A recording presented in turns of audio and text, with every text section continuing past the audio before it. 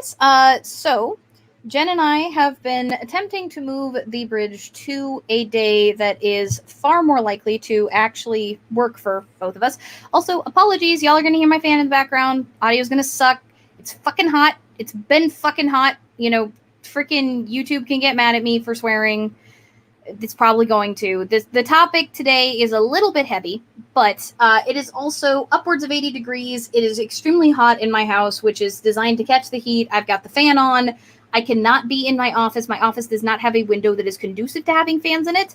So, at least for right now, y'all might have to get used to live streams with slightly compromised audio quality. But as you all have noticed in the chat already, we have a special guest on tonight.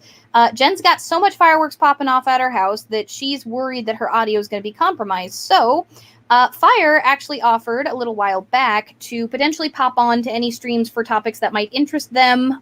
For those of you who are not familiar with Fire, Fire goes by they, them, is the head admin in my Discord server that I share with Jen. Go ahead and introduce yourself. Let's talk a little bit about the crazy that is you. Oh dear, that's going to take the whole hour stream if we're going to get into that. But that's why I said a little bit. Just a little bit as a treat. Yeah, I'm Fire. My pronouns are they, them, or he, him, if you're feeling particularly spicy. I am non-binary, gender fluid, the queerest of the queers, with an interest in psychology. I'm a filthy eclectic, kind of, and occultist. I'm involved both in eclectic and slightly recon bents of things, pulling from Hellenic shit, currently in the process of doing recon work with Kemetic shit, and my primary path being an occultist path called Chaos Magic,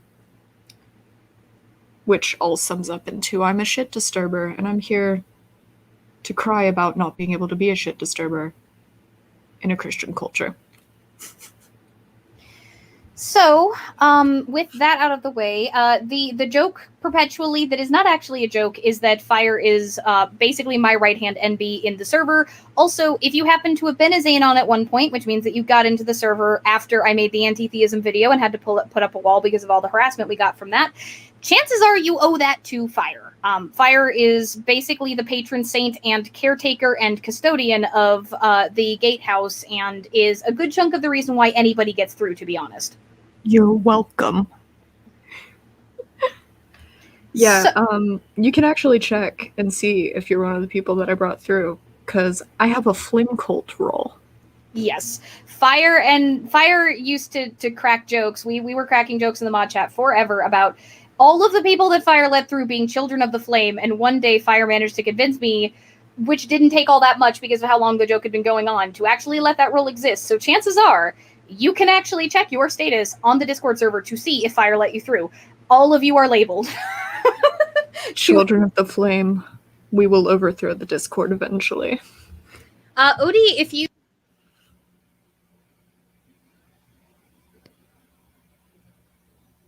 does that. Uh-oh. You there, hon?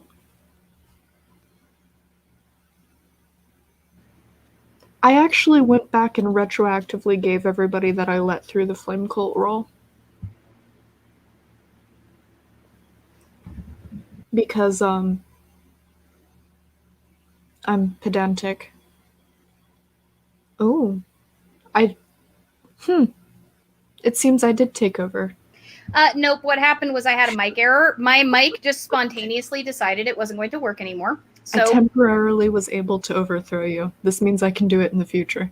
Yes, Staniel, you're a child of the flame. So, that introduction's out of the way, even though they took a hot minute. Let's talk cultural Christianity, because there's a lot of people that were talking about Jesus in a suitcase earlier, and this isn't quite the same thing as latent Christianity. It can be a part of latent Christianity, but it's not. So latent Christianity is the stuff that's still inside you. These are things like fear of hell, evangelical tendencies. For example, a lot of anti-theists tend to proselytize quite a lot and like feel the need to be right about everything, especially if they came out of really like very nasty sort of cultish forms of Christianity. You can hold on to that.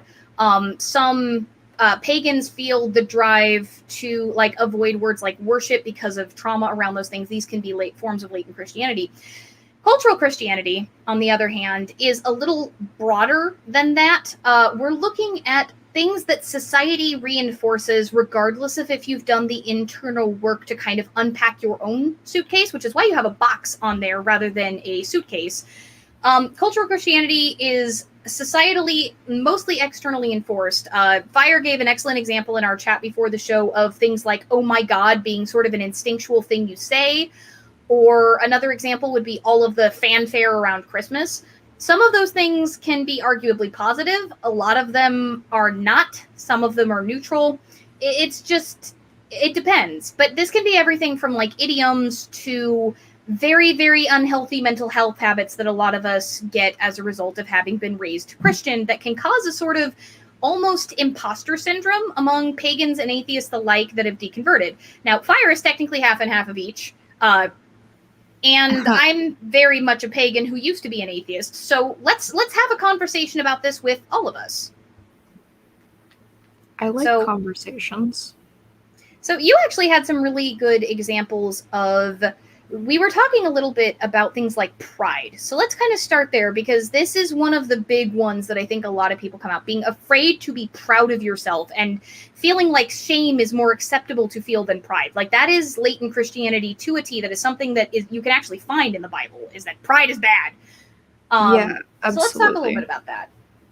I mean, on the latent Christianity front, there's some interesting sides to it, both in that we know that it exists, but also some explanations of why it can be hard to shake.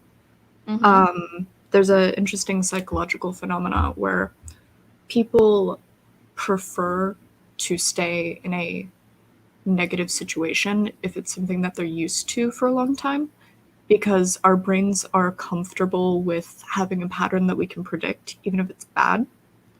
And so it can be really hard to break those habits sometimes, because it's both the issue of going through the work to break the habit, but also the work of breaking the habit causes extra stress because your brain can't predict what the new thing will be, which is annoying on every front.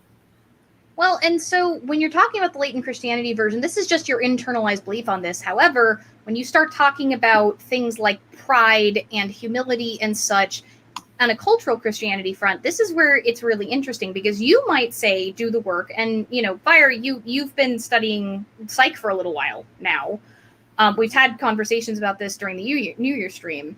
A healthy, like, there's a certain amount of pride that's required to be psychologically healthy, right? You have to be able to acknowledge the good things you do in order to be okay. So you might go and get a bunch of therapy and do the work and dig all that crap out and be like, okay, it's all out in the surface. I'm going to just be me. And then you get to your parents' house or your brother's house or your friend's house and you get excited and you talk about something awesome you did, and then you get shut down because society is going to reinforce those old behavior patterns. So let's talk a little bit about that.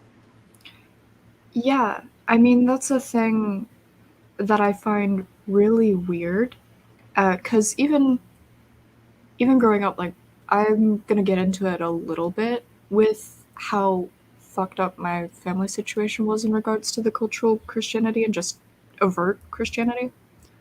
But one thing that I think is really interesting is just on a larger cultural scale, how much we value quote unquote humility, but humility isn't really the word for it the more you look at it, because it's really almost a putting yourself under others.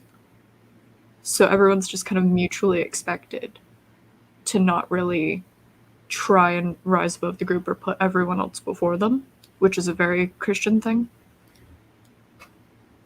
Well, except for whoever, you know, it happens to be the leader that everybody's following, because there's some weird sort of double standards in that regard. Well, it's okay if God's called you, because it's pride in God, not yourself. So even then, in those situations, it's your leader because God put you there and we're praising God and we're proud of what God's doing. It's not your own thing that you've done. They completely take away any, or at least those narratives completely take away the personal element of the work that you put into it. It's all, this was God's doing, this was God's plan. He gave you the tools to get you there, you're just the vessel. Well, and this idea of self-sacrifice to the point of your own detriment, again, especially if you're in a very Christian area, especially if you live can I get some hands in the Bible Belt? Can I get some hands for people who live out in rural areas where like the church is the center of public life? Like, let's get some H's in the chat if y'all live out somewhere where these sorts of things, even if you do the work, absolutely are enforced culturally. That can do some interesting things to somebody who is, say, evolving in their pagan journey or in their atheist journey, if you want to call it that, like evolving in their belief or non-belief, as it were. We got some folks in the Bible Belt. We've got quite a few folks in the Bible Belt. That chat is very H right now. Something you'll find interesting. I've done a lot of work in different youth groups and both planning them, putting them on, like all of the background stuff with that for some pretty large congregations. And something that you'll find interesting with that is the entire premise of one of the youth groups that I worked on was this idea of putting yourself like 5 yards behind everyone else. Because it was always, God's on the top tier, everyone else is on the second tier, and your needs come last. And that was the entire premise of that youth group. For like years, every week. That was the core like motto thing for that youth group. That's really which is the thing in a lot sickening. of youth groups, actually. It's repeated in a lot of things. It's a really core value. Well, and when you're talking about issues like that, like we're talking about genuine psychological harm. Let's talk a little bit about some of the consequences we're going to talk about extraordinarily low self-worth, because again, like the self-esteem movement of the 90s, we've had conversation about this. There's some shaky science on that, the stand up straight with your shoulders back and the power pose and all that stuff. There's a lot of that was built on shaky science, and a lot of things are coming out about it, but we do have some very solid studies on what happens to the self and to your ability to function as an adult if you take that attitude to heart the way that a lot of these groups seem to. Yeah, it's really interesting. It builds both a dependency issue as well as a... I mean, it encourages codependency naturally, right? Because you can't, like, there's a premise in a lot of these groups that if God is talking to you, you're probably not qualified to understand what he's saying, right? Like, that's a lot of evangelical groups especially teach that. I'm not saying all of them do. Some charismatic groups, for example, very much stress, hey, only you can hear the voice of God, it's yours.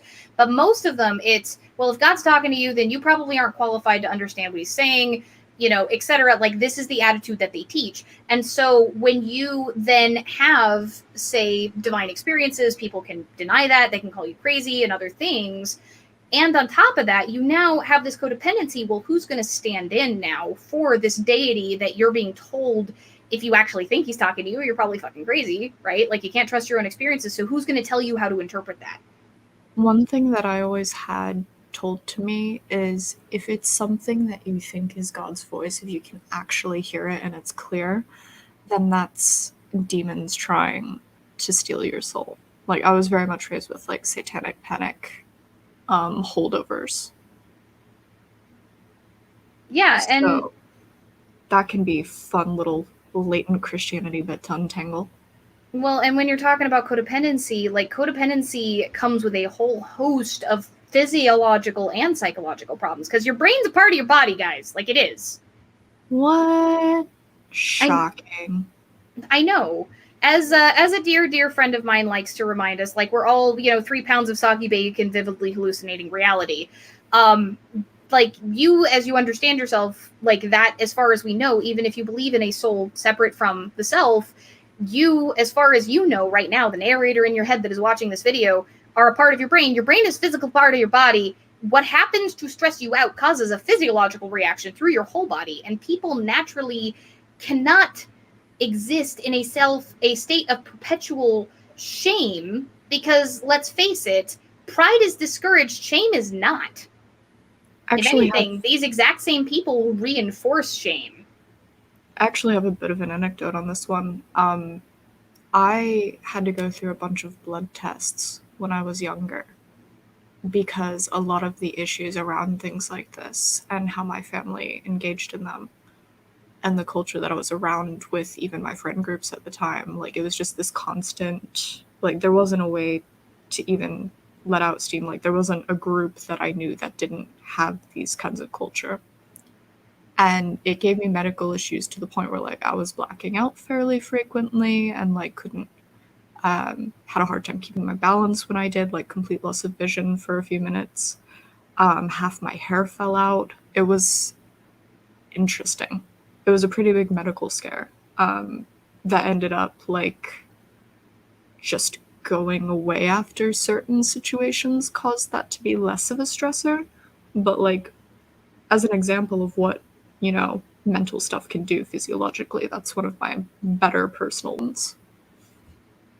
Well, let's go back a little bit to, apart from just the codependency and all the stress reactions that can come from that, let's talk a little bit about the damage that can be done to the self and to your life in general from extraordinarily low self-esteem. Because, again, we are not talking about just the occasional fuck, why did I do that kind of moment. Like, all of us have had that. Like, we're talking about the kind of self-hate that, you know, trigger warning, mental health stuff for a second, the kind of self-hate that makes you wake up in the morning wondering why you did. And a lot of Christian organizations encourage this actively. You are below everybody else. And the attitude that your needs go that low is eventually going to create a state of depressive anxiety. Like, that is just natural. We, as living, breathing animal beings with bodies, need to take care of the needs of the body and the brain. That is just going to happen. No matter how much you tell yourself you're above it, no matter how much indoctrination you go through, eventually those physiological instincts are going to take over. So let's talk a little bit about some of the mental health ramifications of that attitude on top of the codependency, because that's just its own can of worms that we should probably talk about on a future stream, honestly, because, like, codependency is a whole thing.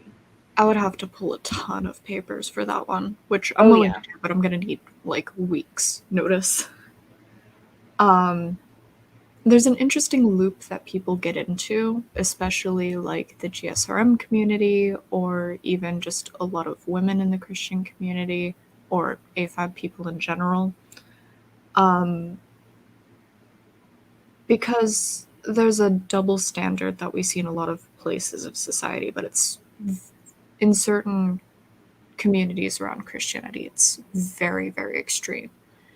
And you get into these situations where people either have to give themselves mental health issues from trying desperately to change things that they can't about themselves, which actively causes stress responses, depressive stuff, anxiety, a whole lot of self-blame about why you can't change that. This, by the way, is part of the reason why any sort of, like, gay conversion therapy or anything like that, or, you know, trying to deny trans kids and trans people in general access to gender affirming care, this is why that stuff causes people to want to not live anymore. This is why that stuff is 100% abuse. There are some things about the self that cannot be changed. And when you try to force that sort of change through indoctrination or other horrific torture techniques, which absolutely are done, again, I gave you guys a trigger warning. We're going to be talking about some dark stuff. If you can't handle it, you can feel free to skip this one. But we're going to be talking about some dark stuff and some fluffier stuff later on. Like, this is a big part of the reason why that stuff, A, does not work, even if people sometimes fool themselves into thinking it does for a little while, and B, causes the horrible, horrible mental health outcomes that it does. I could do a whole stream on conversion therapy. We absolutely can in the future. Like, there's no reason you cannot come back onto the channel to talk about all manner of things.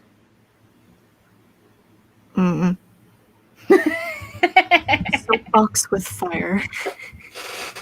Hey, you know what? It's a lot of fun. Someone made art of me the other day on my fucking soapbox, and it made my day. I am not surprised. You and I both like to hop up on there, just be like, yo, y'all are going to listen to us. Why? Because I have a platform and you're here for some reason. Haha, you're in my presence. Shut up and sit the fuck down. I have words.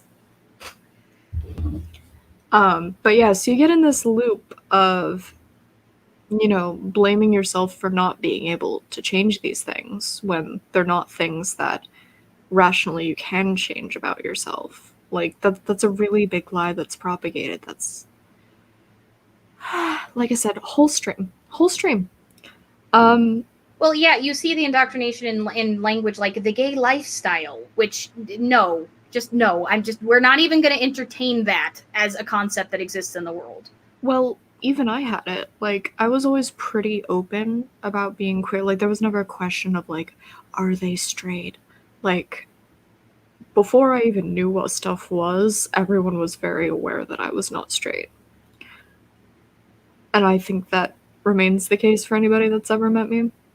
But even with that, and even with being comfortable with that, I was still the person that was like, yeah, but I'm also like into straight people, so I'm not gonna do it. Like, because it's not a great thing to do. And I don't have to, so I'm just gonna not do that. Well, and this is where, when you start to get into some of these things, this is where a lot of us start to feel a bit imposterish, right? Because you might do the work. You know, one of the first videos that I ever did on this channel, I want to say it was the second one I ever did, was Is Pride Healthy? Because I got fed up with hearing this particular narrative over and over and over again. Like, I got fed up with being told constantly, like, hey, it's bad to feel proud for the things that you do. It's bad to feel good about the good things that you do. Like, I internalized that narrative harder than possibly anybody else that I freaking know. And, like, I wanted to help fight that because I've read a lot of that research that shows that pride is healthy. Actually, if I remember right, I don't think it was that video, but another video, I actually asked you to help me pull papers on that particular topic. Because, like, I pulled research... papers for the shit, what was it? Because you and I weren't talking as much for that video, but I remember asking you to pull papers like on a similar topic to that at one point when we were talking about another thing that we had worked on together. Fire has, by the way, helped me work on quite a few videos. I've credited them in the comments of a couple of them where it was like major contributions, but Fire has looked over quite a few of my scripts. Ugh. Ooh, whoa. Ooh, woo, indeed. It was the one that I had to tell you to caveat it that it was the one where we were talking about if religion can be healthy within psychological whatever, and I had to caveat it with the atheist perspective can be held just as strongly as a religious perspective. Yeah, I remember it was it's psychological benefits of ritual. That's the thing that you pulled papers for me on. Yeah. That was fun. I enjoyed it. Because that's already something I've studied to some degree.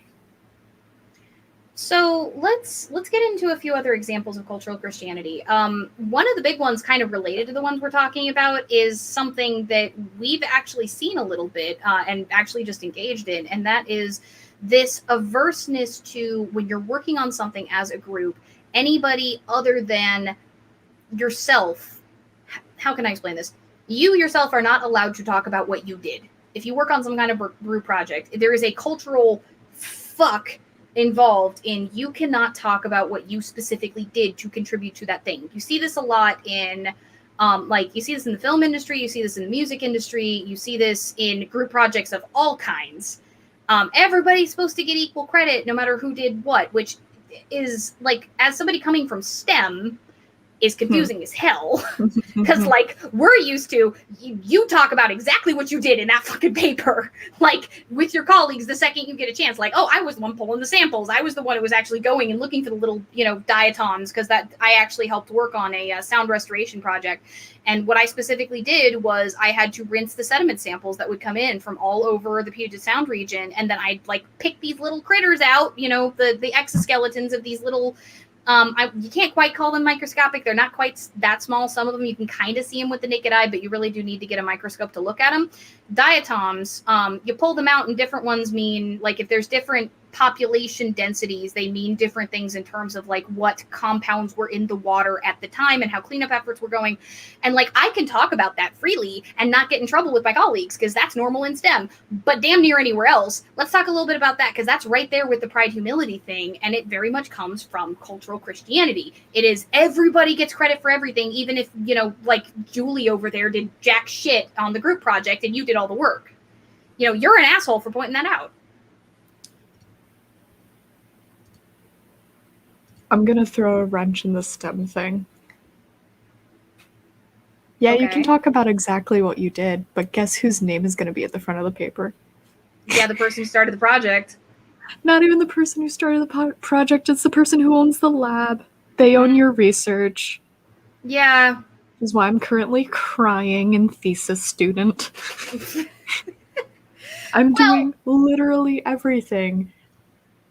All they have to do is click the turn in button on forms because I'm not allowed to because I'm not the primary investigator.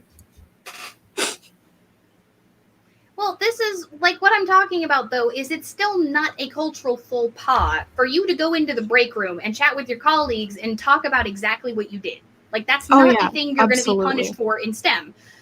But what happens if you talk about it anywhere else? Let me get a show of hands for anybody who works in the service industry. I'm talking my grocery workers. I'm talking my restaurant workers, or anything else. If you bust your fucking ass and then you talk about that, are you an asshole? Let me get a show of hands for anybody who's ever dealt with that kind of attitude, right? That's a cultural Christianity thing. That relates back to the pride thing. I think it's also like the idea that to some degree it's an expectations thing.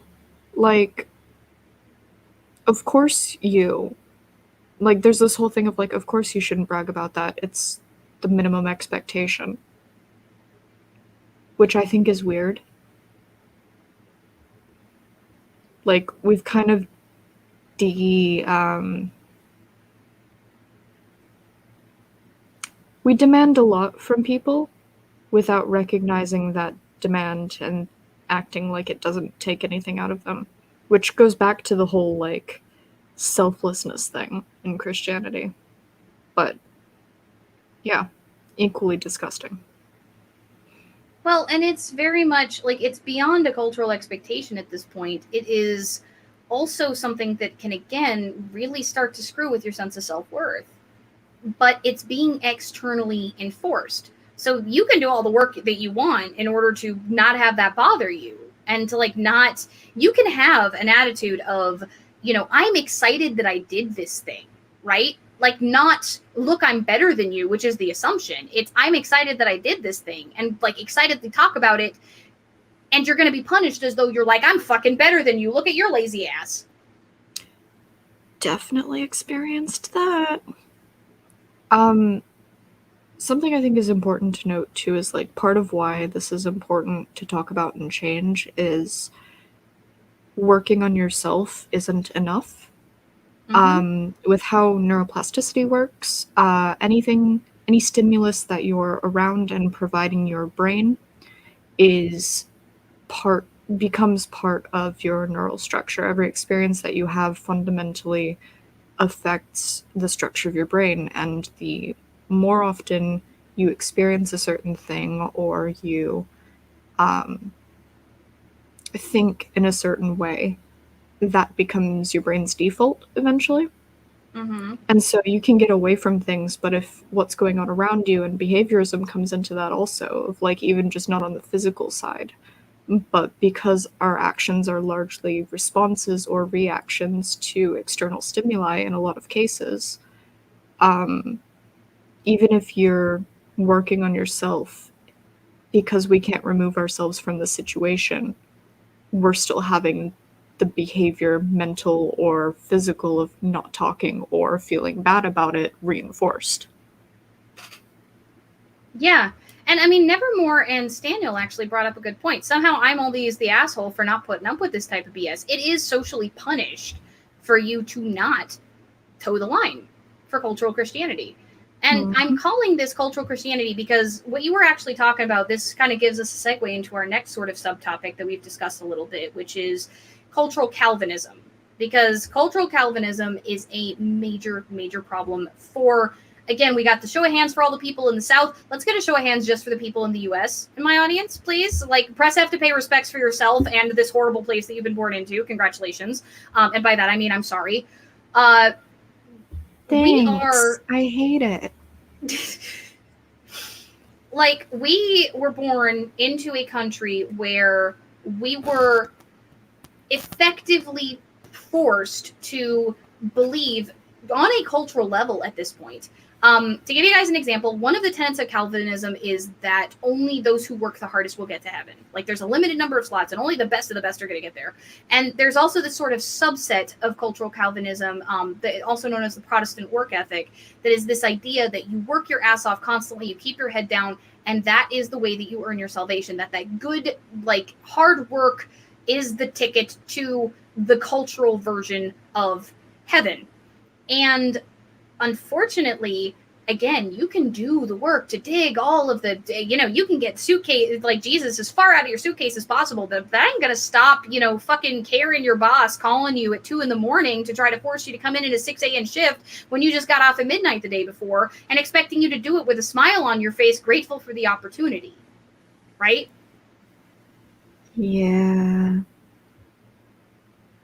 I know you've had an experience like that.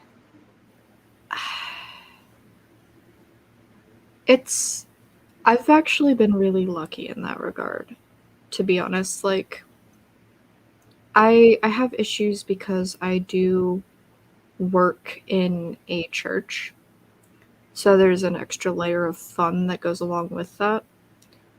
A lot of our issues around that is a very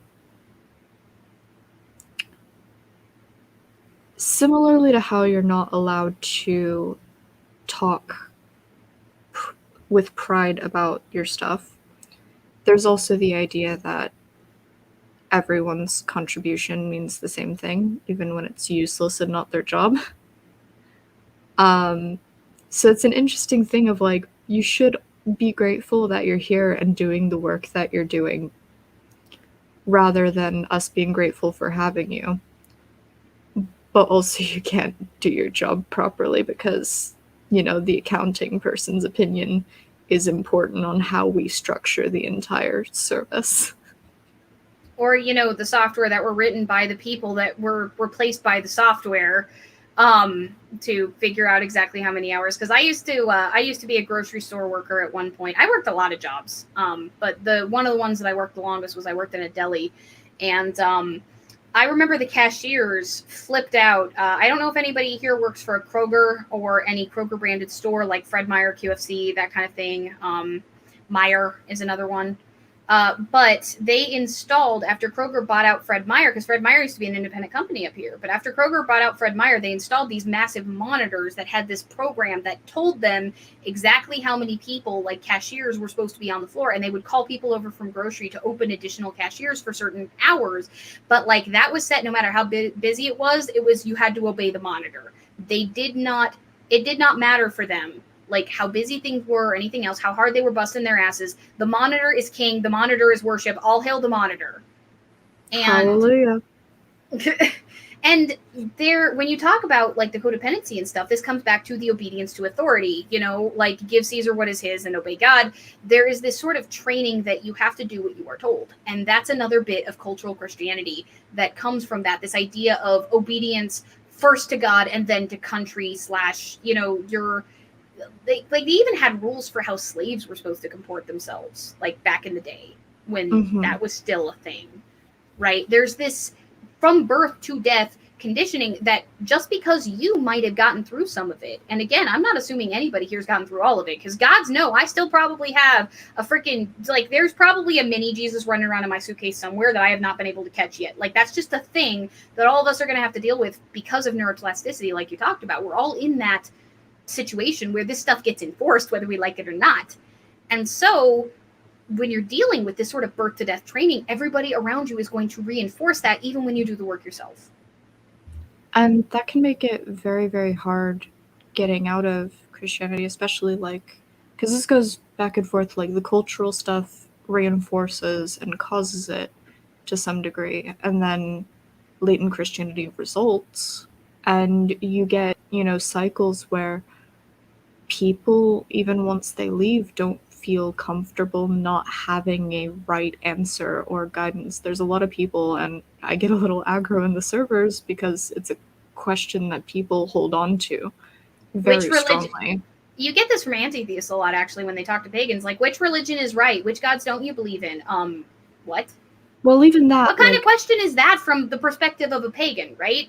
Well, even from pagans, I get a lot of like, well, is this god the same as this god? And how do you know? And how do we know that all the gods are, this whatever? And is there a right way to talk to Persephone? And do I face this way? Do I go to this place? What can I do?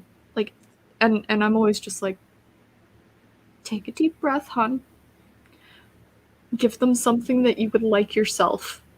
But what if it's not right? There's not a right answer. Calm down.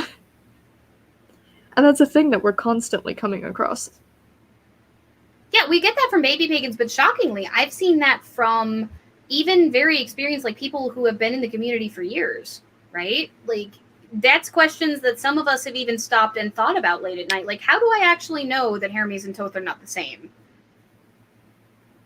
Like, how do I actually know that, all of these different cultures didn't just interpret X number, whatever number it is that happens to be the base number for your religion. In the case of a lot of Hellenists seem to think dodecatheon, they're 12. But insert your preferred number of deities here. How do we know that all of these pantheons are not just permutations of that? You get that a lot, especially from duotheist Wiccans who are like, well, all of the gods are actually just one, just faces of these two. And the idea that you have to come to a conclusion like that is, I think, part of that cultural Christian upbringing, because you get this pressure externally to assert that right? Like Ocean did a video on that. It's okay not to know. You have to have strong, unbroken faith. Otherwise, clearly it isn't important to you, or you have to be worth certain, doing. Like absolutely certain, and you're guilty if you feel guilty if you're not. Also, I agree with Dr. Dino. I have never had a bad experience giving the gods snickerdoodles.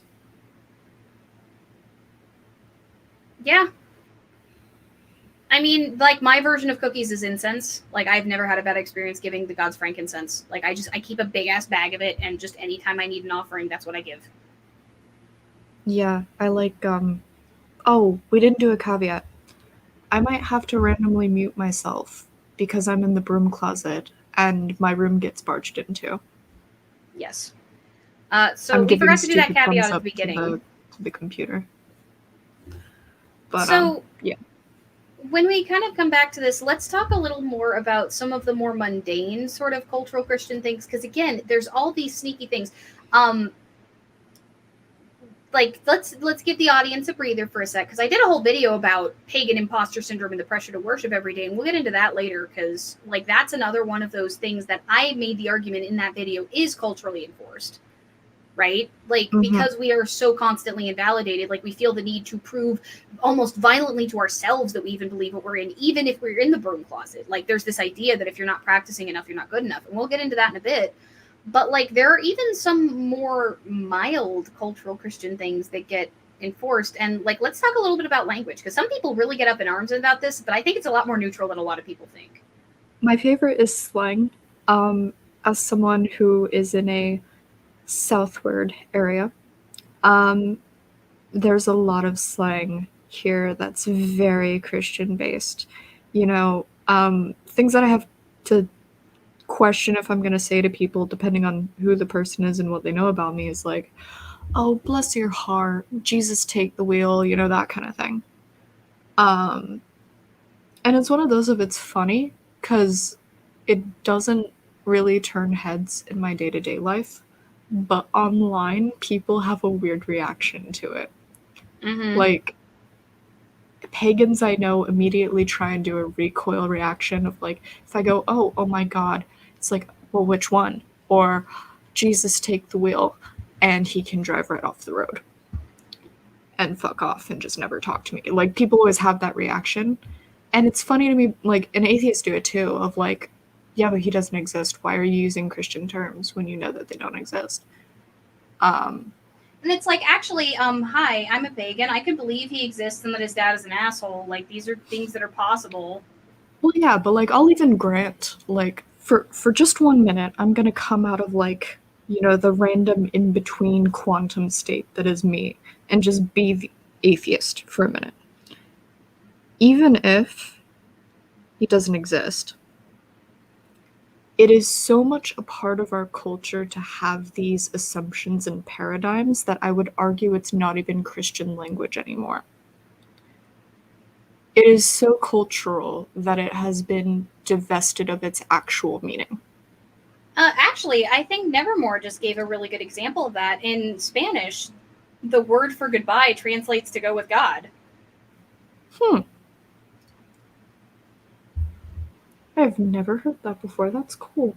Well, and actually, you want to talk about one of the most present in our lives bit of cultural Christianity that not very many of us actually stop to think about? Our own names. The vast majority of baby names are biblical. Yeah. Yeah. Yeah. Like, again, when you're talking about cultural Christianity, you wonder why a lot of us, pagans, atheists, etc., why we stop and deal with these feelings of imposter syndrome and other things. We have this constant reinforcement of these beliefs around us at pretty much all times. And that can be incredibly difficult to cope with when you do not agree with those things. So let's talk a little bit about kind of coping and about pagan imposter syndrome in particular, because I know that atheists go through a version of this. But for me, at least, I can talk more about the pagan perspective because I did a whole video on this. Let's talk a little bit about pagan imposter syndrome and the drive to work at praxis and to like know everything about everything and to be perfect. Because that is one of those things that I think really does come from Christianity. This belief that like Christianity is orthodoxic, right? You got to believe the right thing. And for most sects of Christianity, that's your path to salvation. If you got it wrong, well, we're sorry. Like you got the right book, but you got the wrong interpretation. Like we can't do nothing for you. But like, and there's a lot of different branches that believe that. But for us, it's a little different.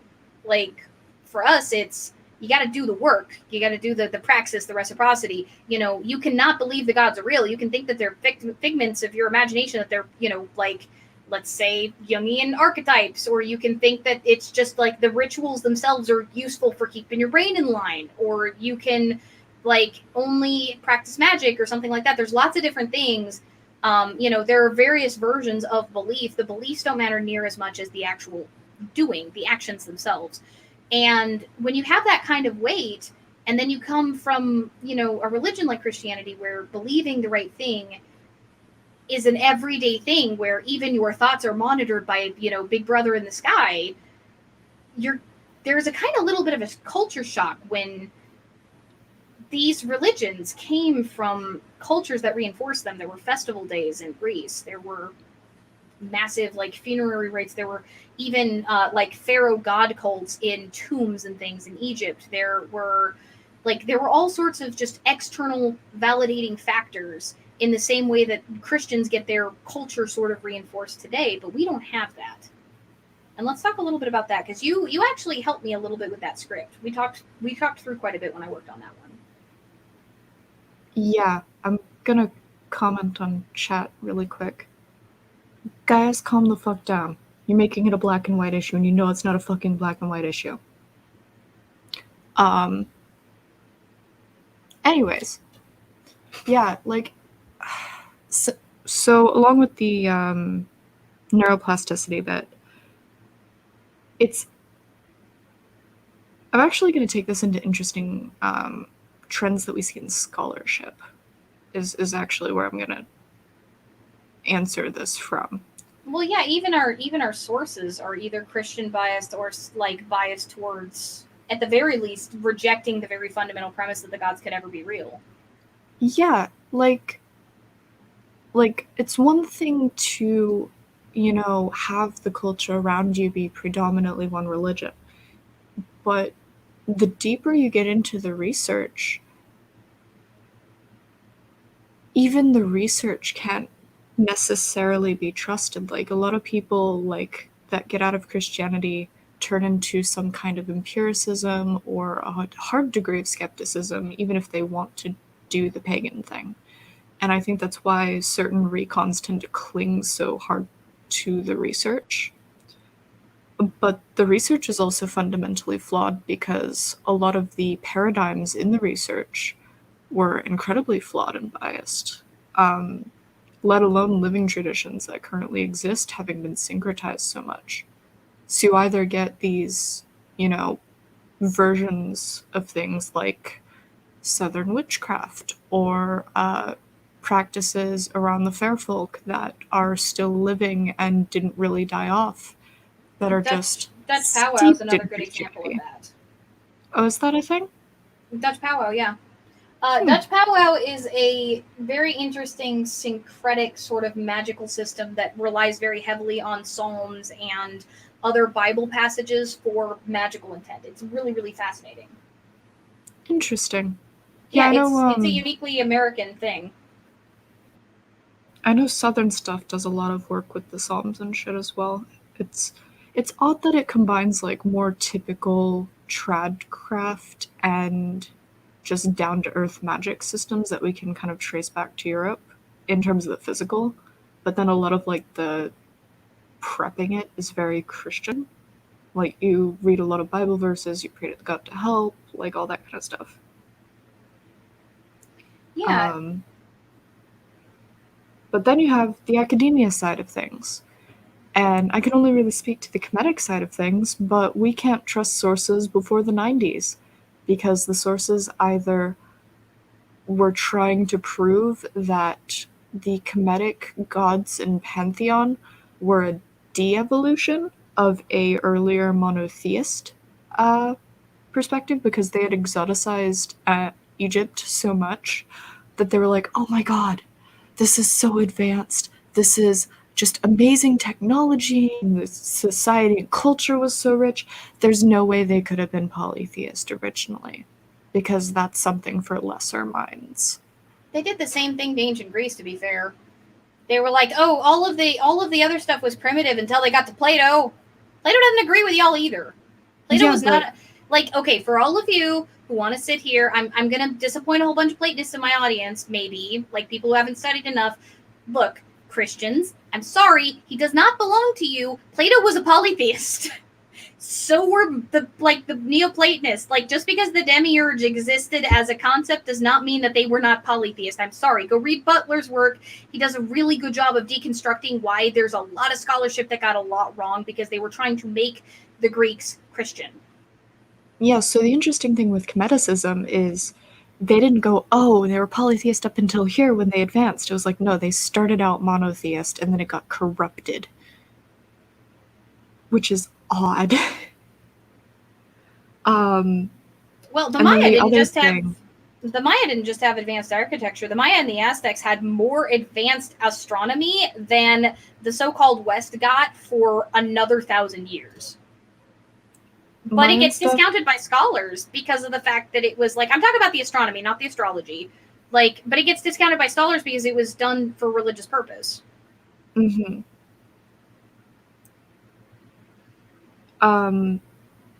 So there's also like people focus really specifically on is it fucking Akhenaten with the quote unquote monotheist cult. I'm putting huge air quotes on that because guess what? The country wasn't fucking monotheist when he tried to do that. Yeah, he tried to force it, which is probably why he might have gotten killed. There were a lot of theories for a long time in scholarship that he got assassinated. Like, they never proved anything, but there were lots and lots of theories that he might have gotten assassinated. Well, that's the thing is Aten existed. Like, Atenism isn't heresy. First off, heresy doesn't exist in Kemeticism. Not with the same kind of connotations there. Well, yeah, the concept of heresy is another bit of latent Christianity in a lot of pagan faiths. Like, there are some things that are just wrong or ahistorical, but heresy is a completely different thing. Like, heresy implies that you're going to be putting your soul on the line somehow, but most of our afterlives don't have that kind of thing. Well, so it's not even inherently a hate thing once you get into the cosmology of Kemetic stuff, that's a really, really long explanation. TLDR, there's moral and ethical considerations that Kemetics have that's very difficult to conceptualize from a Western perspective in the modern day. The entire paradigm of what makes up the universe, what makes up morality, how those two interrelate, and why we should be moral are all very much intertwined with each other. So heresy Fish and doesn't. Guitar actually puts up a good point. Heresy only makes sense in the context of competing sects and who won. I mean, it also only makes sense within the concept of orthodoxy. Orthopraxy is a very different idea. Yeah, even Kemetic stuff, like, from everything I'm seeing, wasn't orthodoxic at all. I mean, it's kind of hard for an organic religion that kind of sprang up as a part of a culture to become orthodoxic. One of the things that differentiates Christianity and Islam is that both of them were sort of like written revelatory religions from the perspective of a particular individual, like a cult that kind of spun out of control, for lack of a better way to put it. But unlike the smaller mystery cults that sometimes, sprung up within a lot of these places, like these things got huge and fossilized. And when you combine that with orthodoxy, you get the mess that is everything else ever since. You get colonialism, you get all of this crap that we've been dealing with, right? Because it doesn't matter how kind and benevolent your beliefs initially look like they are. If they fossilize, at some point, culture's going to outgrow it. Versus something that's a bit more organic. If you're responding to deity as opposed to, which is one of the things that I often argue that pagans do. We respond to deity. The ancients respond to deity. Like we might take, some of us might take a reconstructionist approach. Some people will take an eclectic approach like you do, but you're kind of a hybrid. But the point being is that some of us might take a reconstruction. Your labels. Yes, you do, by the very nature of you being a chaot. But we might take a recon approach in order to honor what was, in order to try to do what we know worked in the past for others. But that's not quite the same as orthodoxy. That's not quite the same as we have to believe the same as they do, because we understand that had Christianity not wiped out, for the most part, the vast majority of these faiths, they would have grown and evolved with their cultures. Yeah, absolutely. And they did spread and syncretize and exchange even within the times we studied them. Like Hellenism in the classical and archaic eras is radically different than Hellenism in the Hellenistic and Roman eras. Yes. I'm going to make a few comments on things said in chat. So the idea of heresy is labeling a very specific thing. There wasn't really a conceptualization of that in Kemeticism. The most we could say is that it was isfet, but that's like a 500-page paper to unpack, so I'm going to leave it there. But that gets me into a good example of more latent Christian and just cultural Christian scholarship. 9 times out of 10, if you see the terms mat and isfet is always translated into evil. That's a bullshit translation. That completely ignores just a wealth of philosophy and conceptualization surrounding it. It's like if you were to look at the mountains during sunset and you saw all of these colors that exist and you point to the one small corner and you're like, that's yellow, and you're done. And then the other thing I was going to say is, no, it's not the only way to die, truly, in Kemeticism, if no one remembers you. You can also have your heart eaten by Amet and return to the primordial waters of Nun, which is basically non-existence, i.e. what I like to call the atheist afterlife. Okay, I'm off my soapbox, I promise. Well, and coming back to, I guess, what we were starting to discuss a little bit about that sort of imposter syndrome that a lot of us get with orthopraxy, it is very, very difficult, even if you do the work. And this is something I wanted to get your perspective on, sort of in a wider way, outside of even just the scholarly stuff, because that definitely contributes to it, right? Like our own sources, our own things that we turn to for our comfort and our education, a lot of us, which is part of why, you know, many of us are attempting to create, like, it's part of the reason why I started this channel, right? Like, I wanted to take that stuff and channel it into a pagan lens. Like, I'm reading all this shit, like, hey, yeah, the gods are actually real. These are why these people are doing these things. Like, you know, I might read a whole thing on like spices and how, well, actually they did all the feasting, and you know, like feasting is the only reason why sacrifices were done, and that's why they ate meat. And it's like I'm sitting here going, no, here's all the shit that goes on with the gods, right? Like this is why these things were the way they were. And like it can be so painful to sit there day in and day out doing your practice and feeling that sort of almost emptiness of community quite often, but also that cultural sort of reinforcement. And online can really help substitute for that to some extent. Like having a real life group, if there is one that is safe post COVID, can be helpful too if it is a safe group, if it's a good group. There's a lot of cults out there, be careful. Even within paganism, like we've already exposed at least two of them here on this channel, right? We talked about that. But for those of you who aren't familiar, by the way, I'm talking about the cult of Eake Wedding and the cult that the Wisdom of Odin appears to be attempting to build. I talked extensively about how he like appears to be kind of creating this little fiefdom for himself within the community. But like when you're talking about that isolation and you're talking about the constant cultural reinforcement of you are wrong, no matter how convinced and like absolutely deeply and genuinely you hold these beliefs and you hold these experiences, that self doubt and imposter syndrome is going to affect you at some point. Like it just is. Unless you do not have empathy for other people, unless you don't have any friends whatsoever or any loved ones, or do not interact with any part of society in which that is going to do this to you, unless that you're somehow magically living on an island in that way, this is going to happen. And I think, like, talks like this are important because I hate to break it to anyone that, like, is an optimist out here, but it's not going to change in our lifetime. We're going to put in the work, we're going to try and make things better, but there's a lot to unpack and a lot to change. And so it's going to be something that everyone here that has that, even atheists, are going to go through the rest of their life handling this. And even if you feel solid, even if you've had experiences that lead you to believe what you believe, there's going to be times when you go, did I make this up? Am I misremembering? Am I crazy? Do I need to see a psychiatrist?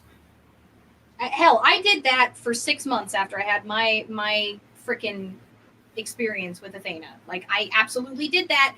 I was an angry agnostic. I did not respond positively to that. Like even I've been there. Yeah, and that's not, like, I know people that have had that and still do it. Like they've made their peace with it. They're, doing regular praxis. They're very comfortable in their stuff. And then one day anxiety hits, or something that you weren't prepared for happens that makes you question your worldview or your morality, or even just where you stand with people, and you start questioning your other life choices. And it takes you down this rabbit hole of like, how much of what I think I know about myself and what I know about the world is real. Well, and you and I actually had a kind of similar experience to that very recently. I'm not going to get into details because it's very personal for both of us, but you and I had an SPG experience that made us both like double take, like, what the fuck just happened? You know what I mean? And like sometimes those things can be so intense that you can't deny them, and that's scarier than the ones you can. Yeah, that was certainly something.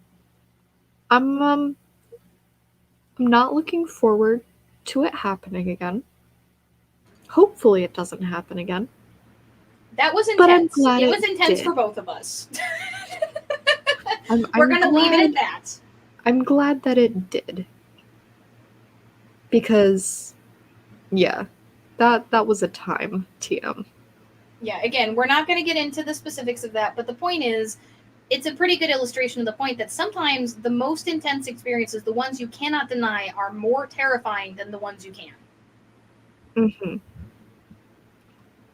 Because And even further than that is some people don't have a ton of SPG. And they have to deal with, like, oh, do I have to wait to do praxis until I have a convincing reason? Do the gods just not care about me engaging in praxis with them? And the idea of the uncaring god or all of that is, like, also a bit of a thing in Christianity that we kind of expect is, like, you have to do something amazing to get the attention of God, and you'll know when you do because miraculous things will happen in your life. Yeah, you know you're on the right path because everything is just going to line up to happen. That is like, that's the whole Jesus take the wheel thing. And when that happens to pagans, first off, the few times in my life, well, actually, can I say few at this point? The times in my life where that has happened, where the gods have just been like, no, bitch, you're getting the fuck out the driver's seat. It can be as traumatizing as it is good. I will put it that way. It is a wild ride. Sometimes you come out better on the other side. Sometimes you come out the other end going, I wonder what the hell they did that for. For the few situations I've been around with you, I'm surprised you still do praxis. I'd be like, nope, I wash my hands of this one. Look, I am here because of the gods, like, wrenching the wheel out my hands, okay? We're sitting here on this live stream, on this channel that exists because of a whole bunch of shit that Athena did. 100%. I am completely convinced of that. Not that I'm an avatar for her or some kind of, like, priest or anything else, but because she wanted this to happen, and I do not know why still. I am still in awe of the fact that she decided that this is going to be a thing. Yeah.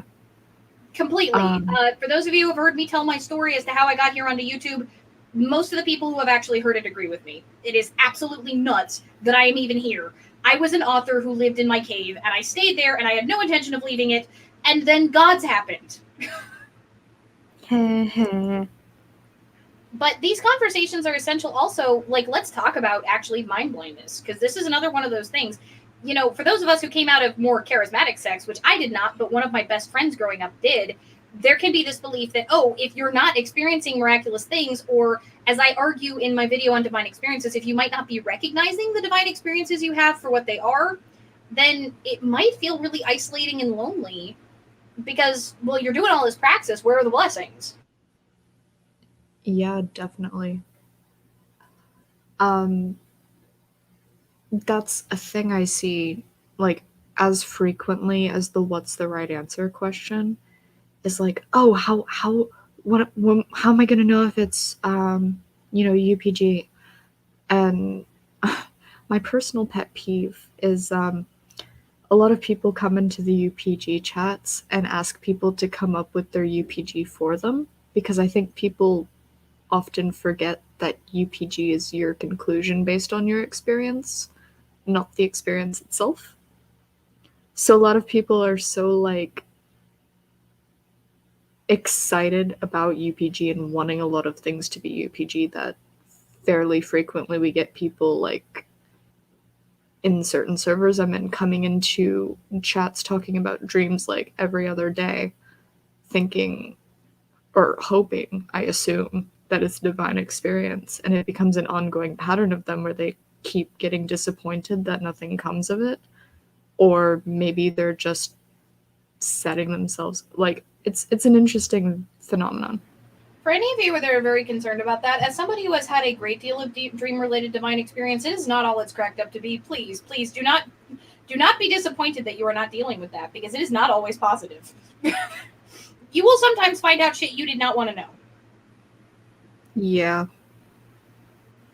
And again, that's a reminder. That's another thing. To that one as well.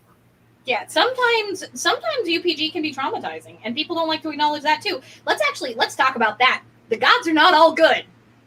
No, the gods are not all good. At least not, again, like, there are now Platonist aneurysms going off in my chat, sorry. But, like, the gods are not all good, at least from your perspective, at the minimum. Like, not everything they do is going to immediately be beneficial or even always be beneficial specifically to you. I know some people who have UPG with certain gods that those gods, like, specifically went out of their way to be a dick to them. And that's just as valid as UPG that the god helped you. Like, that happened historically. Like, it's a very commonly documented thing. Acting like our like, the gods can do no wrong is... It's very Christian. It's very, very Christian.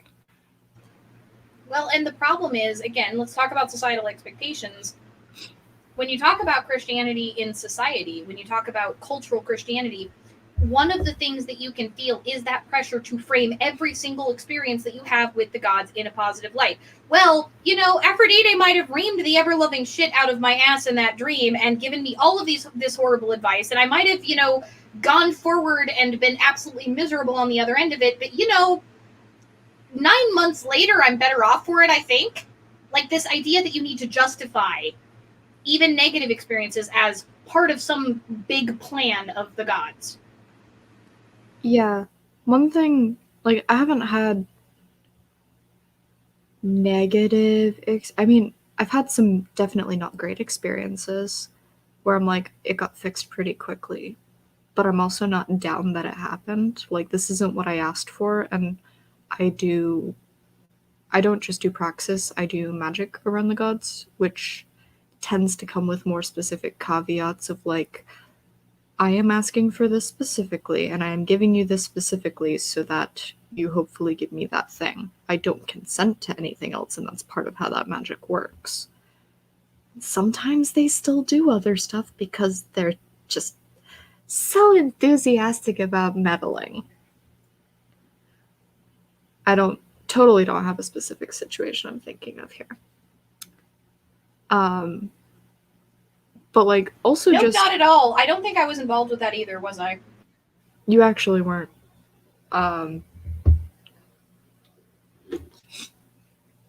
But even for, like, just my normal praxis and stuff, gods can just be like, fuck you, no, I don't want to work with you.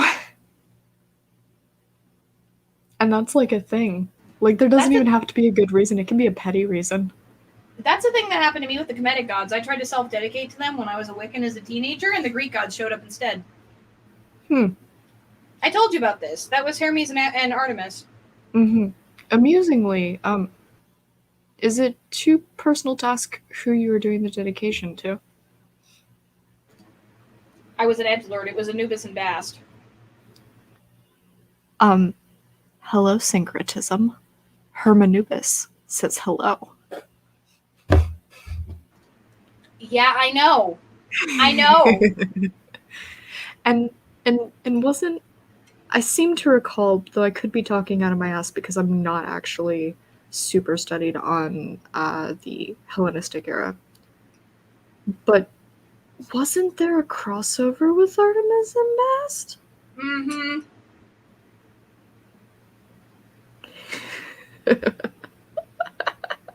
But the thing is they were not in any Egyptian guise. They were just Artemis and Hermes.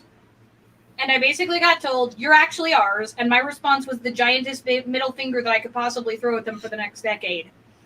Followed by Athena then showing up when I was an angry agnostic being like, bitch, I'm here, and then another 6 months of middle fingers until I finally gave up and gave in, and I was like, okay, fine, I love you all.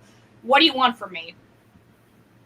And that's another thing. There's this idea culturally that sort of attitude is somehow makes you not religious. Right? Like, if you express any level of what I just did in front of a Christian, they're going to point at me and be like, you don't actually believe in your religion. You're LARPing. Well, even more than that, I've gotten yelled at by pagans before, like polytheist pagans, that about me being an atheo-pagan, because I'm fairly vocally that, because, like, I use the label because even though it doesn't totally fit, I tend to rep for the atheo-pagan stuff and a lot of atheo-pagan and occult stuff and, like, moderating and other things. But I've got... I mean, hey, I went to bat on this channel for atheo-pagans who are not being assholes. I'm not going to say all atheo-pagans, because if you're an asshole, you can fuck off. But, like, for atheo-pagans who are not being assholes, y'all are valid. And I went to bat on this channel with a script that I sent to Fire specifically because Fire is Schrodinger's atheopagan. Dab. But yeah, I've gotten yelled at by polytheist pagans who are like, you can't be an atheopagan because that's disrespectful to my gods. And I can't believe you would disrespect my religion. It's a whole thing. It's a whole thing. To which my usual response is, bitch, they have not smitten me yet. Yeah, like when you and I talked about that, you were defensive, and my response was, well, it's your hubris. They're going to let you know if it's a problem. Like, Yeah, we've come a long way. Like, we really have.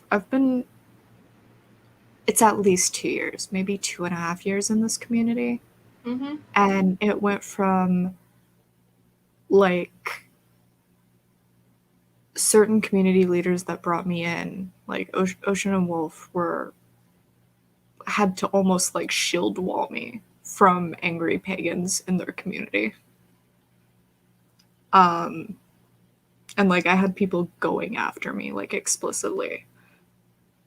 And throughout having conversations with different community leaders, and, like, you and I went at it for a while because I was still, like, super defensive from having those experiences. A lot of good has come out of it. Well, I mean, I'll admit, I was a little more on that side of, like, I didn't understand it more than anything. Like, I'm not sure if I was ever straight judgmental of it so much as, like, I didn't get it. Like, why would you do that if you don't believe? But then I eventually realized that I didn't have to care because it ain't my problem. And that's the idea of having to care about how somebody believes or not is also a cultural Christian thing. It's this idea that you have to protect your community or yourself in some way because other people's beliefs somehow impact you. And that's culturally enforced too, right? Like, that's something we all grow up in. That's something you have to be taught in order to believe. The fucking Christian warrior mindset, you know, the spiritual battlefield, whatever. Oh my god. That's fucking prolific. Well, and the problem is like, they think that they're fucking oppressed, and maybe in some parts of the world they are, but certainly not here.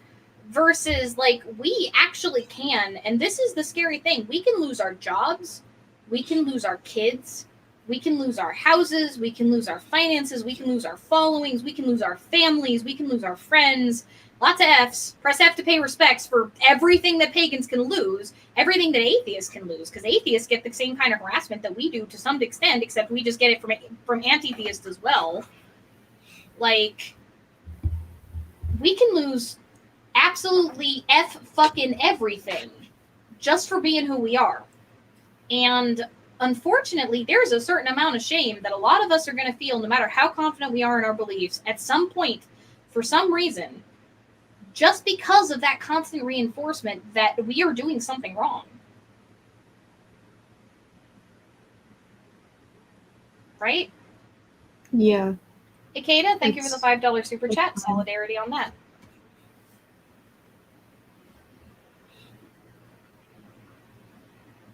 I mean, yeah, it's interesting because, like, I do chaos magic, and that's my, like, primary paradigm. And chaos magic is atheist built. It's actually the background is by fucking anti-theist colonialist assholes that developed it, and it's a whole load of shit to unpack. But even chaos magic being defined and designed how it is entirely a product of these people being so stuck in a Christian culture and not believing in it that they swing to the other wild opposite direction of anti-theism and look down on any kind of religious, like, held beliefs as being lesser than their new form of belief. Levain Satanism was a very similar swing back response. They mocked the shit out of polytheist pagans who believed in anything else and, like, taught manipulation and other stuff. Mm-hmm. Like, if you read Satanic Witch by Anton LaVey, it is the most, like, that is the most problematic shit you will ever read in your fucking life. Like, holy crap, if you're AFAB and you read that book, you will be offended just by, like, looking at the first page. It is horrible. Yeah. I'm just gonna say this in terms of how I mod server stuff. As an occultist, all occultists are sus because this is a huge trend in our community. Sorry, not sorry. Like, but it's an interesting thing because all of these practices that result in all of this shitty stuff and all of the people that cling to it so hard, they're still reacting to the culture of Christianity. And they don't want to admit that it's still controlling us, which is, in my opinion, why they stick to it so hard. Well, and that's the thing, is part of the reason why we have to have these conversations is like, what do you do to cope in the face of that? Right? Like, you have this overwhelming force. And again, I'm not trying to say that it's all negative because, for example, some of us have a lot of trauma around, say Christmas, but there's a lot of people, even pagans, who will still celebrate Christmas with their families or with friends. Like, they'll do things like Giftmas and stuff like that. And again, you could argue about some of the traditions of Christmas being pagan in origin, but we don't know definitives on any of that. Like, there's not a lot of scholarship that proves definitively one way or the other what traditions came from where. There's a lot of theorizing on it. But like, most of us grew up with the idea being called Christmas. Most of us will talk about Christmas cards. Your mic shit itself again.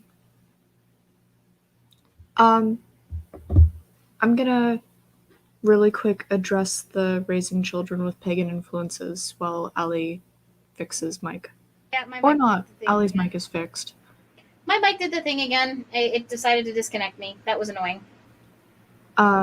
Personally, I don't think there's anything wrong with raising kids with pagan influences.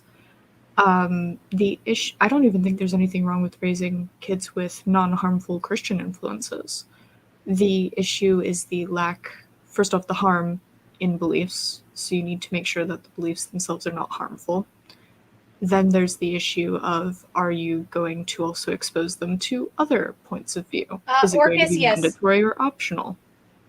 It is a wired mic. Unfortunately, what keeps happening with it is if I move even slightly, sometimes the cord will jiggle out, and then StreamYard's like, you don't actually have a mic, and will kick me out of the stream, and I have to refresh it so it can recognize that the mic is indeed plugged in, and it was just for like a split second that it didn't recognize the connection. Fun. But to add the answer to that question, I think that as long as you're not teaching that it's the one right, true, and only way, then it's fine to raise kids with pagan influences because they're going to watch you anyway. They're going to see you being a pagan, off in your paganness, in the pagan, in your pagan areas and everything else, and hiding that is almost doing a disservice to your kids because the Christians are definitely not going to give them that kind of consideration. Like, they're going to run into some little Christian friend who's going to take them to church at some point. My partner was actually raised pagan. His mom was Wiccan and follows some of their family traditions that she was able to dig up from the family history. And the way that they did it was they did a lot of like non-specific like ritual stuff, like holiday things. And her policy was, I'm not going to bring this up in terms of the beliefs to the kids until they ask me. So if they ask me why we're doing this fun crafting thing, I'm going to say, well, some people believe this, and explain it to them. And they went through the same thing with like atheist perspectives and Christian perspectives and all that kind of stuff. Now he's a edgy atheist occultist, so clearly that went well. Well, I mean, for me, I think that if I do eventually have kids, I'll probably raise them largely Hellenist, but I will encourage them to explore on their own when they get old enough. Yeah.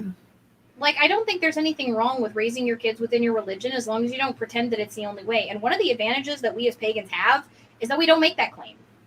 None of us make the claim that or at least the vast majority of us, there are some asshats that do, but they're asshats and they can just fuck off, like to wherever asshats go when they're not like being annoying. Like, most of us don't claim that our gods are the only ones, or that our paths are the only paths, or that our traditions are the only traditions. If you do, then, well, why the hell are you here? You clearly got lost if you're in the stream. Like, genuinely, pagan beliefs as a concept are usually pretty pluralistic. Within this community, they definitely are. Another thing I'd add to that is like raising your kids with a pagan system isn't bad, even if that's the only system you use until they start asking questions and being able to explore on their own. But also, if they, that's maybe a good sign to not make them. Maybe. I don't know. Like, if they just don't want to take part, then a good part of like making it seem safe to explore is letting them also step away from things and not make it like, oh, this is a family activity that we're going to do as a family.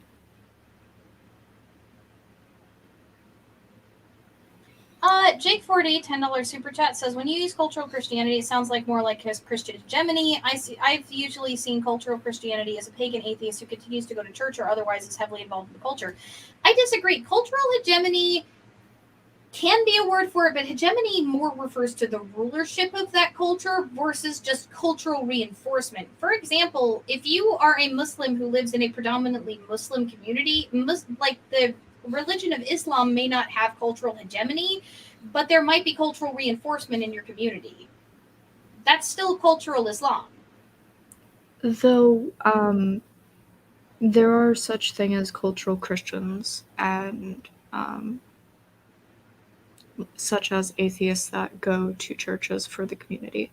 There's also such thing as cultural Christians that are pagans that go to Christian whatever. I mean, Unitarian Universalist churches also existed partially for that reason. Fire has a channel with no videos on it because my living situation is not safe due to being in the broom closet. In the next year or so, I'm hoping to make a comeback and do some comedic stuff centering around the academic side. Yes, but Fire is also, as we mentioned earlier in the stream, bloom closeted, so if or when that happens is subject to change. Yeah. Definitely subject to change. If you do want to talk to me about stuff, join Allie's Discord. Yes, links are in the description as always. We're getting pretty close to the shill portion of the video, actually, which is funny because, there's nothing really to shill except for whatever I'm doing because you don't have a channel. But we can shill the Discord because you actually have a pretty big hand in why it runs as efficiently as it does. If y'all join the Discord and you're new, the person you're probably going to interact the most with in the Xanon chat, apart from other Xanon, like in terms of the mod team, is probably going to be Fire. If nothing else, Fire is definitely going to be watching you because Fire is omnipresent. Fire knows. Be afraid. Be very afraid. Link is, as always, in the description to the Discord server. It is an allyship space, not specifically just a pagan one. So we have pagans, Christians, atheists, Buddhists, Shinto practitioners, like everybody. There's a lot of Hellenists there because I run a Hellenist channel, but it is not exclusively just a pagan space. It is for everybody to have conversations open and honestly, to learn from each other and to grow together. We do a lot of mental health stuff. There's actually, for those of you who do get through, there's a fitness challenge going on right now where I've been trying to help recover from a bunch of illnesses that I've been suffering from over the past 2 years. So I'm starting to get some of my muscle definition back and stuff. And so I set up things where I was like, hey, I'm going to be accountable to you all. Who wants to sign up for this? And we all have been kind of positively reinforcing each other without pressuring about diets or anything like that. It's really cool. There's chats where people share their poetry. There's chats where people share their arts and crafts. There's a boatload. It like pick a tradition. There's probably a chat for it in the pagan circle, and there's areas for atheists to commiserate and to talk about like things that they've dealt with and questions that they have and discussions around their community as well. And we all kind of intermingle. Like it's actually the fact that this space exists in as healthy a condition as it does is still a shock to everybody, including those of us who built it. But it is such a really amazing place to be. It really is. Yeah, it's really interesting to see such a positive community, especially like we get a surprisingly small amount of shit disturbers. Yeah, like after we got raided by the anti-theists and then the focus, most of the time we have a surprisingly few number of bans for a server with almost 1,000 people in it. I think we're still under aren't we still under 200 bans for a server with almost 1,000 people in it that's existed for over a year? I don't know. I don't keep track when I ban people. They become irrelevant to me at that point. Ikeda with the puns, $5 super chat. Pangea reptile food sounds gecko Roman. God So damn it. these are technically channel announcements, kind of. I might actually do what some of my patrons are asking me to do and like do some sort of stock footage or something so y'all can meet him. My patrons, in all of their glory, and all of you who showed up for the birthday chat, kept urging me to get myself a birthday present. I've wanted a gargoyle gecko for over a year. Like, this has been a pet that I have been after for a really long time. They're expensive, especially the color morph that I wanted, but they're really easy to care for once they get past like their baby stage. I finally decided to get myself one and an enclosure. He's going to be here Thursday. I ordered him from a breeder. His name is Marmaras, which is a Greek town name. It's also sort of an adaptation of the word for marble, and it's like a Greek friend of mine actually helped me pick it. He is absolutely gorgeous, sort of red and orange. He looks like he's made out of painted marble. Absolutely stunning. He's probably going to mostly be nicknamed Marmar from here on out. Ikeda, yesterday or 2 days ago, 3 days ago, when the video that I just put out premiered, which, by the way, if you guys have not seen this week's video on Dionysia, please go check it out. It has under 1,000 views, guys. Like, nobody's clicking on it. Nobody's really that interested in it. The bar crawl didn't happen this week, so maybe just less people tuned in. Maybe it's because of the heat wave. I don't know. But I worked my butt off on that video, and it's actually funny, and there are emojis carrying dicks in it that I got to animate, and that was a lot of fun. So if you guys are into a lot of humor and, like, if you're interested in history, like, I really poured my heart and soul into that one. Please go check it out. But during that video, Ikeda decided to be the king of super chats, as he always is, and he ended up giving me enough to purchase a selection of different food for him, because gargoyle geckos eat fruit and insects, and they eat a prepared diet when they're in captivity. So, like, you don't have to give them insect feeders if you don't want to. You can give them this prepared diet, and they'll live a long and happy life. And so Ikeda got me enough to get that sample pack. So patrons are actually going to get to meet him the day he comes in. After that, I'm going to be handling him every other day. I'm going to try to get some footage so you guys can actually see him on the channel in one of my future videos, particularly if I decide to do, like, Snakes of Hellenism or Lizards of Hellenism. Going forward, the other two videos in that series, I might do some footage of Marmar so you guys can actually meet him. Ikeda says, call the lizard stream Marmar Crawl. So if you guys are interested in that, let me know in the comments if you guys are interested in me posting, like, some shorts or something so you can kind of get to know him. He's going to be a baby. They don't get to be full grown for at least a year or two after you get them, and they require some specialized care, so I'm going to be micromanaging him, but he's going to be my baby. Carp says, Marmar stream. Apparently people want to see my gecko. But yeah, we just got his enclosure yesterday. It just came in, and he's going to be here on Thursday. So that's a thing that's happening, and that's what Ikeda's punning off of. Mostly only patrons knew that. Now everybody knows that. It's an official channel announcement. I have a baby lizard who's coming in, and I'm very excited to get to meet him. It is adorable. He is absolutely gorgeous. I have photos of actually him because I bought him from a breeder, and because he's a rare color, he was very expensive because he was a rare color, but he is absolutely gorgeous, and I cannot wait to get to know him. So I guess you should be ashamed of yourself. He is the wrong kind of gecko for that. That is a completely different species of gecko. That he is actually based off of a real species of gecko, but it is not a gargoyle gecko. So, coming back to sort of the chill portion of the stream, because we usually go for about hour and a half. We usually do a wrap up. What do you kind of want to conclude? Because we've discussed a lot of cultural Christianity. We've talked a lot about the ways that, you know, our beliefs and our certainty of ourselves, pagan or atheist, can be really tested by the culture that surrounds us. Do you have any sort of parting thoughts that you want to instill for folks that are watching? Yeah,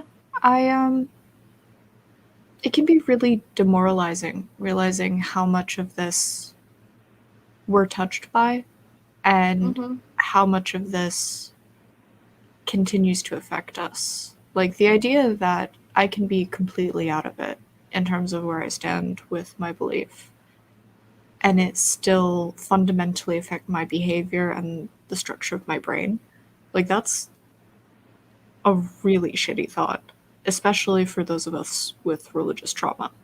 So it can be really demoralizing, and be kind of a, well, guess nothing is worth even trying then.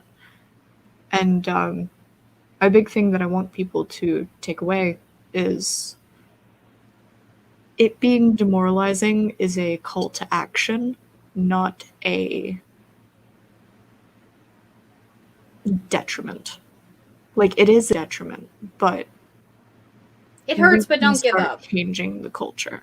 If it doesn't start or even continue, because it has slowly started, if it doesn't continue with us, then it's on the next group of people that also have to unpack this and have to pick up where we dropped the ball. And in my opinion, one of the important parts of asserting your sense of self is not letting what you came from control you more than you need to. There will always be overlap and there will always be things affecting you. But making sure that we're not overreacting in the opposite direction and carrying equally harmful ideas, and making sure that we're keeping ourselves from slipping back into things and keeping each other honest and supporting each other in that, I think is very important to do as a community. Absolutely. And I'd like to echo that you are not going to be able to fight this fight all by yourself with every single person that does this, with every single thing you encounter, and you shouldn't have to. If you're going to try to be a part of making the change, so to speak, make sure you do it in a way that's safe. Make sure that the people that you talk to are safe. If you get a bad reaction, don't blame yourself. And don't feel like you have to fight this fight alone. We're all together. Like the motto of this channel, the tagline I say at the end of every stream, at the end of every video is, we're stronger together, right? And I firmly believe that. I still believe that. After all the work I've done, after all the hate I've gotten for it, I still believe 100% that we are stronger as a community, that these changes happen both on the individual level, for those of us who dig out our, who unpack our suitcases, who get all of the Jesuses out of them, as many of them as we possibly can, who don't stand for the bull crap. Part of the reason why we exist is for those of you who are in the broom closet, for those of you who can't have that conversation with anybody, for those of you who it's not safe to come out, for those of you who are still under the thumb of parents or loved ones who won't accept you, or friends, or living in the Bible Belt to where you're scared that your kids are going to get taken away or your job's going to get taken away. Like, all of those consequences are absolutely possible. And that's true. And not everybody has to be an activist in order for that change to happen. But for those of us who are, fighting the good fight, you're not alone. Every single one of us that stands up and speaks out and doesn't put up with crap, like, for every one of us that does that, it makes it that much easier for the next pagan who comes along, for the next atheist who comes along, for the next non-Christian, non-believer to feel a little tiny bit more accepted, because maybe that person that you stood up to might think a little bit differently before they pick on someone else. Right? It's the cumulative effect of all of us, not any one of us. So you shouldn't feel like that burden's all on your shoulders, even though it's gonna feel that way, because hyper-individualism is another Christian thing. It's actually kind of contradicting the whole, like, my needs go at the bottom, but at the same time, you're still absolutely responsible for yourself, even if all the circumstances forced you to sin, even if you had gunpoint held to your head. Like, should you let them shoot you, or should you go in and steal the Xbox? Like, even if you had that sort of situation, well, you're still responsible for your sin. You should have been, like the Christian will tell you, you should have been shot instead of sinning. Yeah. I keep coming back to, this has been a theme for me recently, is the analogy of the bundle of sticks. Mm-hmm. You have one stick, you can break it pretty easily. You have 5 sticks, that's harder. You get up to 10, that's almost impossible. The more you have, the more support the others have, and it makes a more cohesive and strong whole. Yeah. We are stronger together. The fight that every single one of us engages in, just like the legal rights for the fight, I did that live stream with Jen not too long ago, your hours are cut until you find God, like that stream. That person's legal fight, if it does go to court, is going to potentially set precedent for all of us. The Supreme Court's like ruling on trans rights sets precedent for all of us. This is why I fight for allyship. This is why I say that pagans and atheists need to work together, because we're both non-believers. Like, we don't believe in Christianity, right? Most of us, the vast majority, like there's Christo-pagans, they exist, but the vast majority of us were persecuted by the people who would call themselves Christians, and we know that.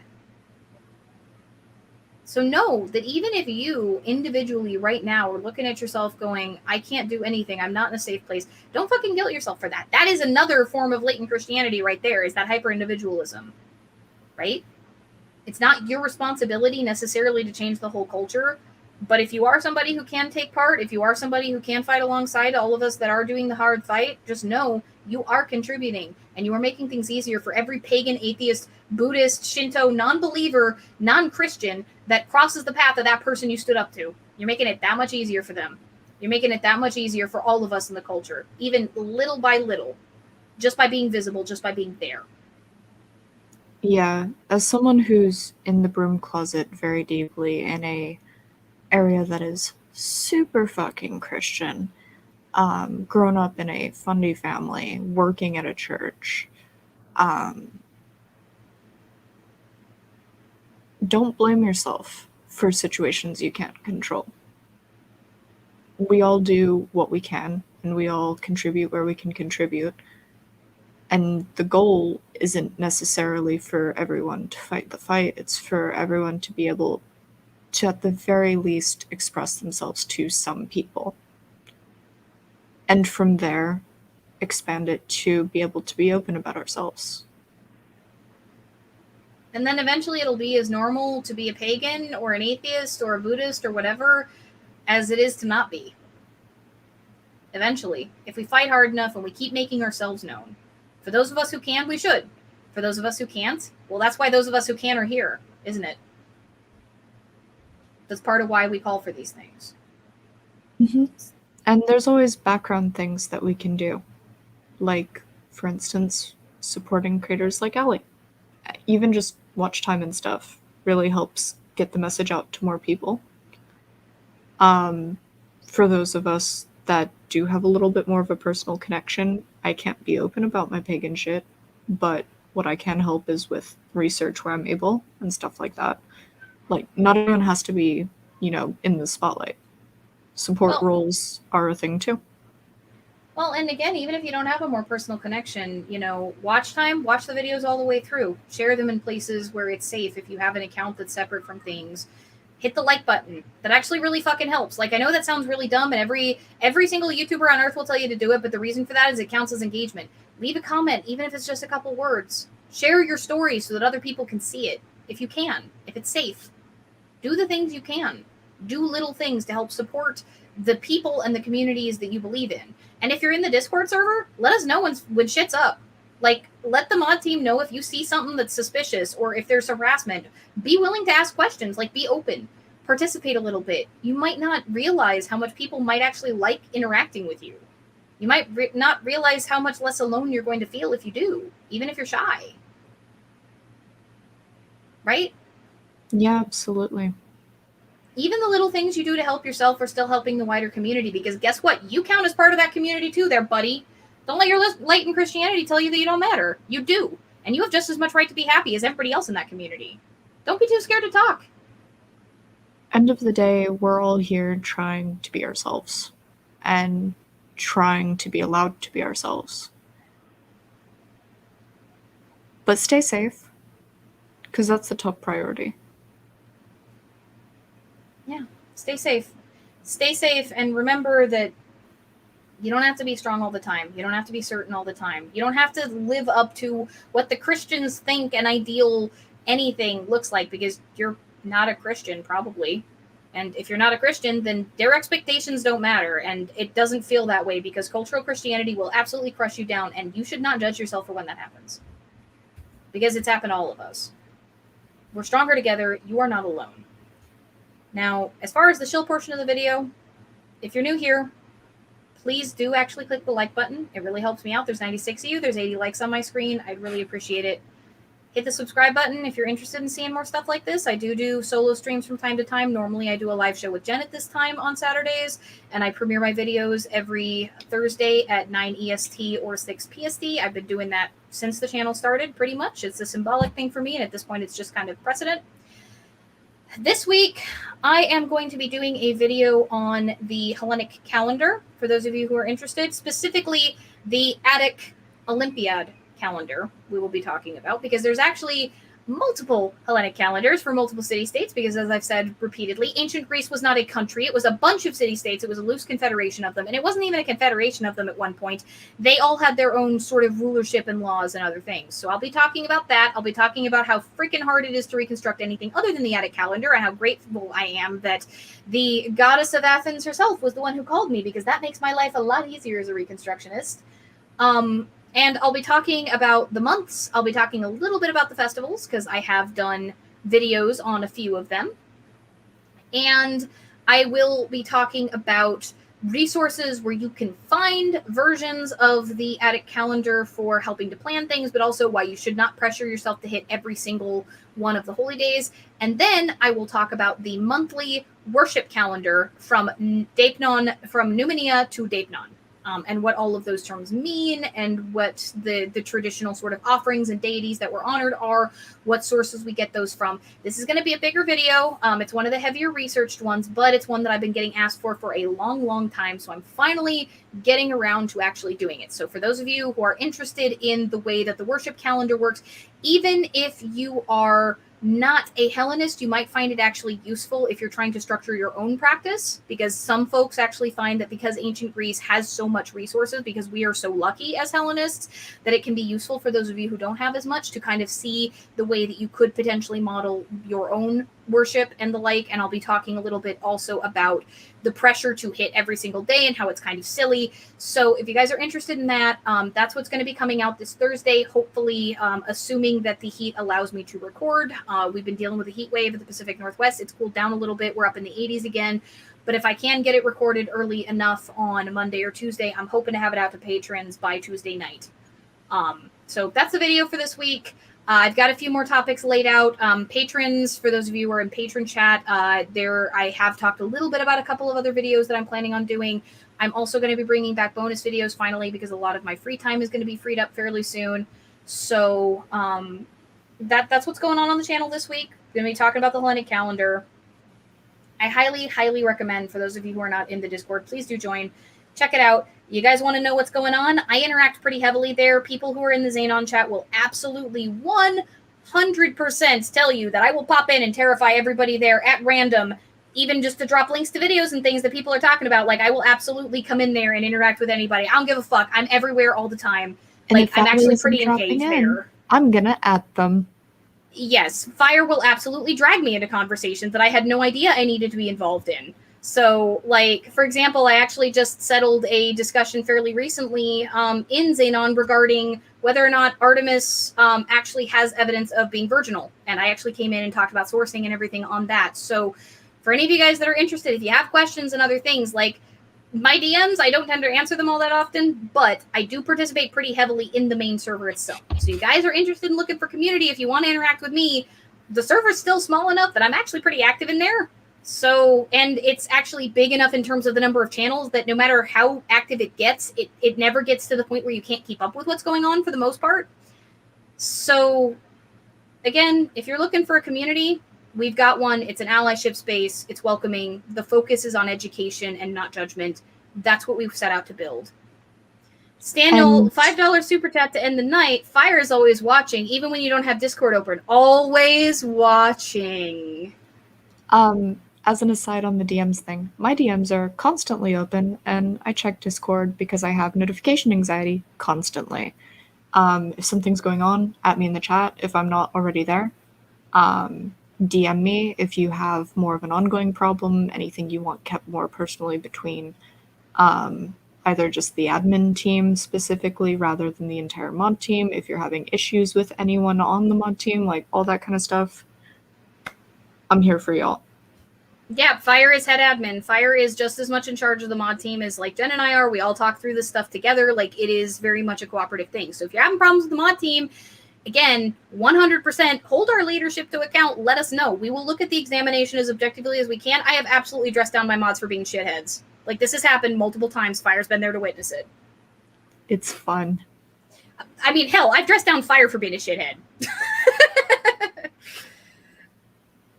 So, have a good night, everybody. I say this at the end of most of the coalitions.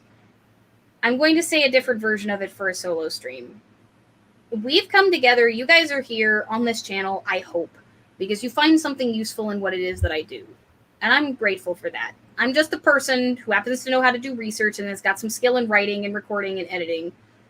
But I'm grateful for the amazing community that we've managed to build, and I'm grateful that fucking over 90 of you sat here for an hour and 45 minutes to listen to us talk about all the ways in which it's hard to be who we are. That is incredible. And it's a sign that we're moving towards some sort of positive change somewhere. So I mean this from the bottom of my heart when I say this at the end of every one of my videos. We're stronger together. Thank you guys again for hanging out with me. I'll see you in the Discord if you all are there. I may not necessarily do a ending after party, but I'll be in and out. Have a wonderful rest of your night, guys.